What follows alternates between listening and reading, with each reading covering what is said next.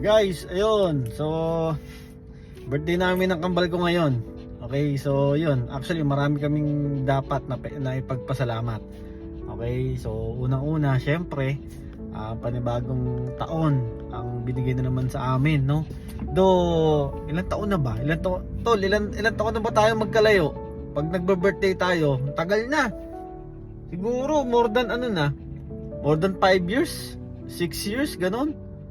Hindi ko alam kasi magmula nung yun nga, nag-abroad kami ay ilang taon lang yata kami nagkasama nung maliban syempre nung kami ay elementary, high school, yun, college, tapos naging magkatrabaho kami sa sa Saudi, yun. Ilang taon lang din yun, siguro 2 years. Siguro pagpalagay natin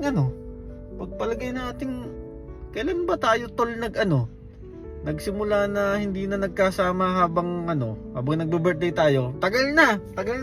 Kaya syempre miss na miss ko na rin yung kambal ko, ayan si Joel, yan. So yun, ayun talaga yung dapat namin pagpasalamat kay Lord kasi yung panibagong taon na binigay sa amin. Pangalawa, syempre yung good health, kaya talagang kahit minsan nagkakasakit kami ay syempre hindi naman talaga ganun kagrabe, no? Kumbaga thankful kami kay Lord kasi nga yun, lagi niya kaming iniingatan, pinapatnubayan, at syempre patuloy kaming nilalayo sa anumang sakit. Syempre hindi maiwasan yung yan, gaya ng high blood, no, mataas ang uric, gout, no, yan talagang yan talagang normal sa amin kasi nga syempre bukod sa sa sarap kasi kainin ng mga ng mga hindi dapat kainin, alam mo yun. Pero naman, may gamot naman din tayo dyan, kaso nga lang syempre talagang si Lord hindi pa rin kami talaga pinababayaan. Na rin, lahi na rin namin, like for example yung high blood, yung mataas ang cholesterol, lahi na rin kasi namin talaga yan, no. Tapos yun, uric, no, gout, no, lahi na rin talaga namin kasi yan, no. Kahit ganun pa man, si Lord talagang hindi kami pinababayaan at patuloy kaming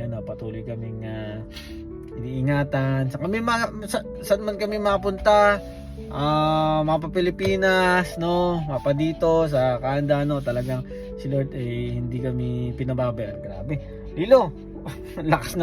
lakas ng hingal ni Lilo. So yun, pangatlo, syempre sa mga taong mga nagmamahal sa amin, no, yun, binigay ni Lord sa amin sila, kaya nga sobrang thankful kami. Kaibigan, asawa, pamilya, no, sobrang thankful kami dahil sila yung pinagkaloob sa amin ni Lord na handang gumabay sa amin, tumulong sa amin.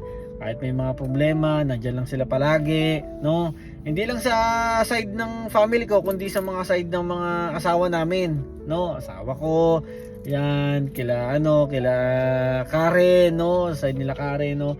Talagang sobrang thankful kami sa mga tito, tita, kaibigan, basta sa lahat ng mga kakilala namin, sa relatives namin, kamag-anak namin, mga kaibigan namin, no? Talagang sobrang thankful kami sa inyo. Siyempre thankful kami kay Lord dahil yan, andyan sila palagi, no? So yun lang, di pa namin alam kung ano yung plano namin dito, or siyempre may plano rin naman si Joel kasi nasa Pilipinas siya, tapos ako na andito, no? Pero yun, talagang sobrang thankful talaga, no? Panibagong taon, dalangin namin, yung prayers namin na sana, okay, by God's will, no, kami ay magkasama muli, no. At syempre yung mga kahilingan namin, career namin, no, at lalong-lalo syempre yung pag-iingat pa rin patuloy na ibigay ni Lord sa amin, hindi lang sa amin, syempre sa mga family namin at sa mga kaibigan namin at sa mga taong malalapit sa amin, no.